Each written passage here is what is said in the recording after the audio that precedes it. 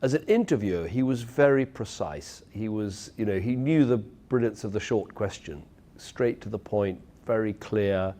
Very much, you felt he was on the viewer's side. You always knew he was asking the questions people wanted asked. He did it very calmly, very well, very precisely, and often he'd sort of get you with just a very short question, no flannel, didn't give you lots of time to think, and that's a pretty good skill. If your team has won the European Cup only once, and you support it, you'd know when it was, wouldn't you? Yes, but I don't want to... Do you know when it was? It was early 80s. I'm not going to give you a date because I'll get it wrong. And one goal, and you know who scored it? You're wasting your precious interview time. OK, it must be, and it is, it's Peter With. I'd got myself into a terrible mess by misspeaking in the middle of the 2015 election. And so he challenged me on, when did Villa win the Champions League? And I knew the date, but I just didn't want to get it wrong. I was thinking, so I wouldn't answer. I said it was in the early 80s, and I didn't answer the question. And he just kept going. And I think eventually I said, look, you're using up valuable interview time here, but it was very precise. And he had that sort of smile on his face while he was doing it. It was I remember, uncomfortable for me, but I guess there were lots of people out there wanted to know whether I knew the answer. Obviously, in recent times, he's become better known because of his advocacy of the need for screening for prostate cancer. How important is it that he has come out and others to talk about this issue? I think it's really important that Dermot came out in the way that he did. As in his broadcasting life, he did it with incredible clarity and just simplicity. He just said to people, I wish I had had it, I should have done it, you should get it.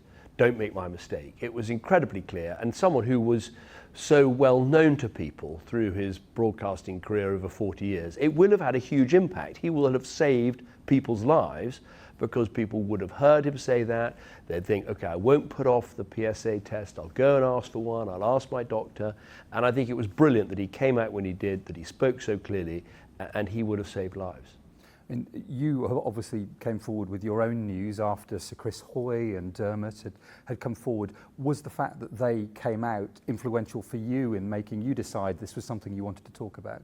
Definitely seeing people who had a public profile coming out and saying, I've got prostate cancer, you've got to get a scan, it affects so many men, 12,000 men are dying every year from prostate cancer. Hearing people with a public profile saying that made me think that when I got the news and had the treatment and all the rest of it, made me think, well, look, you've got a public profile, and of course it's uncomfortable talking about medical things and personal things, but you should do the same thing, because just by the act of coming out and speaking about it, you will get other people to think, okay, I better get that test, I better get that check. And I'm sure Dermot had the same experience as me. It's like within a couple of days, people come up to you in the street or, even in the gents' loo and say, thanks for what you said, I'm going to get myself checked out. So it did inspire me, Chris Hoy and Nick Jones and Dermot and people like that. And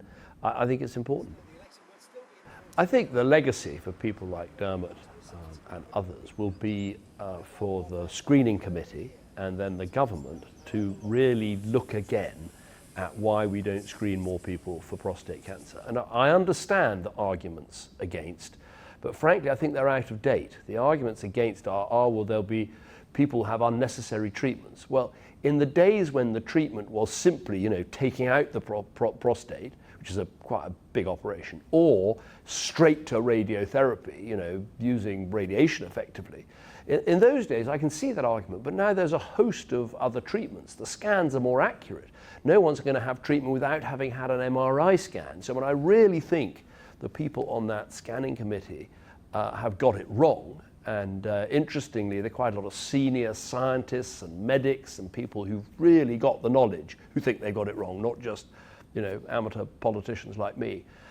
So I hope the legacy will be that we will move towards more screening for more men, starting with people who've got a family history, starting with people who've got risk factors, but over time, preventative medicine and screening is the answer to stop people dying needlessly.